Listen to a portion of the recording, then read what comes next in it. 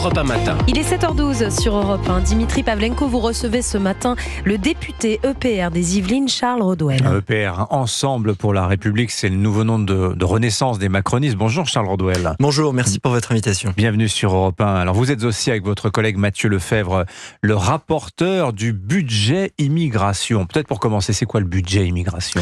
Alors en fait, le budget de l'État est divisé dans ce qu'on appelle des missions. Donc vous avez une mission éducation, une mission commerce extérieur, une mission économie-entreprise, une mission sécurité et une mission qu'on appelle immigration, asile, intégration, dans laquelle les parlementaires, les députés puis les sénateurs regardent, analysent et peuvent amender le budget de l'État dans les politiques qu'ils mènent pour réguler la situation de l'immigration en France, de l'asile et de l'intégration. Et c'est le travail que nous menons. Vous avez un droit de regard sur l'enveloppe globale dédiée à cette mission asile, immigration. C'est ça. Donc en fait, l'État, le ministère, nous transmet sa proposition, sa feuille de route pour l'année qui vient. Et nous, on fait des propositions de modification, ce qu'on appelle des propositions d'amendement, qui sont adoptées ou non par l'Assemblée nationale. C'est combien le budget accordé à cette mission-là Alors en fait, il est de plusieurs centaines de millions d'euros. Il est réparti sur ce qu'on appelle des lignes, des actions. Donc ça va de la politique d'hébergement, ça va sur la politique d'intégration, ça va sur les budgets qui sont alloués à la police aux frontières, à la LIC, à la lutte contre l'immigration clandestine. Donc en fait, c'est des missions différentes que les Français englobent plus globalement dans ce qu'on appelle en fait la régulation de l'immigration sur notre territoire. Ok, merci pour ces précisions. Alors on parle beaucoup d'immigration en cette rentrée dans toute l'Europe. On voit que l'Allemagne s'apprête à rétablir les contrôles à ses frontières à partir de lundi pour 6 mois. Elle vient de renvoyer chez les talibans une trentaine de criminels afghans. C'est une mesure qui fait beaucoup parler, ça aussi. On voit que les Hongrois menacent, eux, d'envoyer des migrants par bus à Bruxelles. Et en France, on a eu cette noyade dans la Manche de 12 clandestins qui tentaient de rallier l'Angleterre il y a une dizaine de jours. Beaucoup de Français ont le sentiment que les frontières sont devenus des passoires, que les flux migratoires ne sont pas maîtrisés et ils réclament un tour de vis alors qu'on a quand même voté une loi immigration il y a moins d'un an pour cela. Mais d'abord, Charles Rodwell, vous revenez de Calais, vous y étiez hier. C'est un des points chauds de l'immigration en France, Calais, mais c'est de l'immigration sortante, si je puis dire. C'est de l'immigration qui part vers le Royaume-Uni.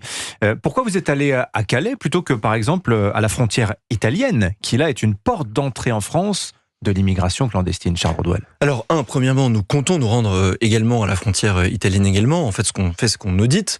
On rencontre l'ensemble des acteurs qui sont impliqués sur cette politique d'immigration. Il était extrêmement important pour nous d'aller à Calais, tout simplement parce que à Calais, vous avez chaque jour et chaque nuit des hommes et des femmes qui sont mobilisés tout simplement pour lutter contre l'immigration illégale et aussi pour sauver des vies. Vous avez un désastre en mer du Nord et dans la Manche, des hommes et des femmes dont l'embarcation tout simplement coule toutes les semaines, parfois une fois par jour, et vous avez des hommes et des femmes qui se mobilisaient, 1, pour les empêcher de le faire, et 2, pour leur sauver la vie, en leur accordant un abri pour la nuit, en leur permettant de se changer, et tout simplement en les sauvant la mer. Et nous, il était extrêmement important pour nous d'y aller, 1, pour constater ce qui a été fait sur les dernières années, parce qu'on n'est plus dans la situation de l'époque où vous vous souvenez, la fameuse jungle de Calais, où vous aviez des points de fixation jusqu'à 10 000 personnes. Aujourd'hui, on est plus sur un flux de 1 200 personnes. Et on a dit qu'il faut démanteler la jungle pour dissuader finalement les gens de se regrouper et rendre moins attractive la frontière. Puis finalement, ça n'a pas marché. On voit qu'il y a des vous flux avez quand même une régulation déjà importante qui est passée de 10 000 à 1 200 en termes de flux. Donc c'est déjà un effort important, notamment qui a été conduite grâce à l'action qu'on a portée depuis 7 ans. Soyons francs, entre la loi de programmation du ministère de l'Intérieur, entre la loi immigration, qui permet d'ailleurs d'accroître les expulsions de 10 points cette année. Mais il faut qu'on aille plus loin.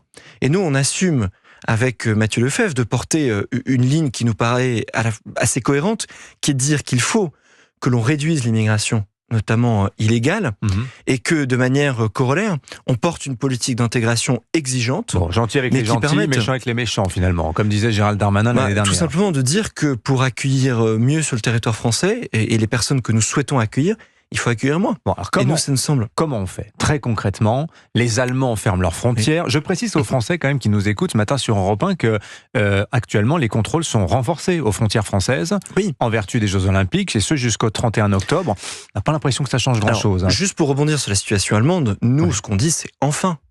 Ça fait des années, et je dirais même des décennies, il faut regarder les premières fois où on a porté ces mesures-là, la France se bat à l'échelle européenne pour porter une politique plus musclée sur les contrôles aux frontières, à la fois sur les contrôles aux frontières à l'échelle européenne, mais aussi à l'échelle nationale. Et d'ailleurs, la procédure à laquelle fait appel l'Allemagne aujourd'hui, on l'utilise régulièrement pour la France. Vous l'avez souligné pour les Jeux Olympiques, on l'a utilisé lors de la période de l'état d'urgence après les attentats. C'est une procédure qui est prévue dans le cadre des accords Schengen. Qui est rendue possible depuis 2015. Cette mesure a toujours connu un contradicteur principal à l'échelle européenne, c'est l'Allemagne, notamment l'Allemagne de Mme Merkel. Aujourd'hui, Olaf Scholz prend cette mesure, donc il montre que l'Allemagne est prête à s'engager dans une politique aussi de meilleure régulation. Et nous, j'ai envie de vous dire, c'est une mesure qu'on porte depuis très longtemps. Oui, la France à l'échelle européenne. Et je vais vous dire en plus, je vous rappelle l'actualité. Il y a un an, Gérald Darmanin, alors qu'il y avait un afflux de migrants africains en provenance de Lampedusa, décide de taper du poing sur la table et se rend à Vintimille, à la frontière franco-italienne, et il dit on va renforcer les contrôles. Qu'est-ce qui se passe à ce moment-là? La Cour de justice de l'Union européenne nous rappelle qu'il existe une directive retour qui date de 2008 et qui interdit, qui prévoit que tout étranger en situation irrégulière doit bénéficier d'un délai pour quitter le territoire français. On n'a pas le droit de dire à un clandestin qu'on saisit à la frontière, vous faites demi-tour. On n'a pas le droit de le faire. Les Allemands vont se retrouver dans la même situation que nous dans quelques jours, quelques semaines. Vous avez différentes procédures qui existent. Je finis juste sur l'Allemagne et après je rebondirai sur ce que vous venez le point que vous venez de souligner. Je veux souligner aussi quand même qu'en Allemagne, c'est Olaf Scholz, chancelier social-démocrate, socialiste, qui prend cette décision pragmatique et républicaine. Un homme de gauche. Ce sont les alliés du PS français au Parlement européen. Et donc moi, je relance l'appel que nous lançons tous depuis maintenant plusieurs semaines au Parti socialiste français en disant « Soyez réalistes, soyez républicains.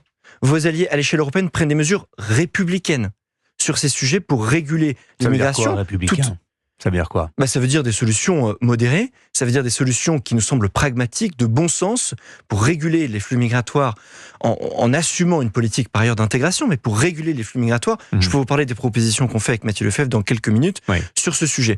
Sur la question spécifique du contrôle aux frontières, à la frontière italienne, les contrôles se sont renforcés, notamment les budgets de la police aux frontières et de ce qu'on appelle la lutte contre eux. Mais on ne peut pas interdire à un clandestin d'entrer sur le sol allemand, et comme on ne peut pas le faire sur le sol français. Déjà, c'est quand même terrible de se dire que la Convention de Genève passe avant le Code de Schengen. Quand même. Non, mais aujourd'hui, on empêche des centaines de milliers de personnes déjà de rentrer dans l'espace européen par les accords qu'on a passés avec les pays de départ, par les accords qu'on a passés avec les pays de transit, par la politique qu'on applique et les budgets qui ont été renforcés au niveau de Frontex. Il faut plus, mais c'est déjà le cas. Par aussi la politique de rétention administrative qu'on applique en France et d'expulsion. Ça, c'est une politique que nous assumons, mais c'est une politique qui doit aussi se conjuguer à un renforcement, nous pensons, d'une politique d'intégration sur le territoire français. Charles Rodwell, vous êtes l'invité d'Europe 1 ce matin, député des Yvelines, spécial en charge des questions d'immigration pour votre groupe parlementaire. Il nous faudrait des heures pour passer en revue tous les points sur cette question de l'immigration. Malheureusement, on n'a plus beaucoup de temps. Je vais vous poser une question parce que c'est l'actualité. La rumeur a couru en début de semaine que Michel Barnier songeait à créer un ministère de l'immigration. Ça, c'est intéressant parce qu'aujourd'hui, la mission immigration, vous nous l'avez dit un peu au début, elle est éclatée entre le ministère de l'Intérieur, les Affaires étrangères, des opérateurs dédiés comme l'OFPRA, comme l'OFI, etc. Est-ce que vous pensez que ce serait une bonne idée, un ministère de l'immigration, et pourquoi? Alors nous, je vais être très franc avec vous, l'organisation gouvernementale compte moins que la politique qui sera portée par ce gouvernement.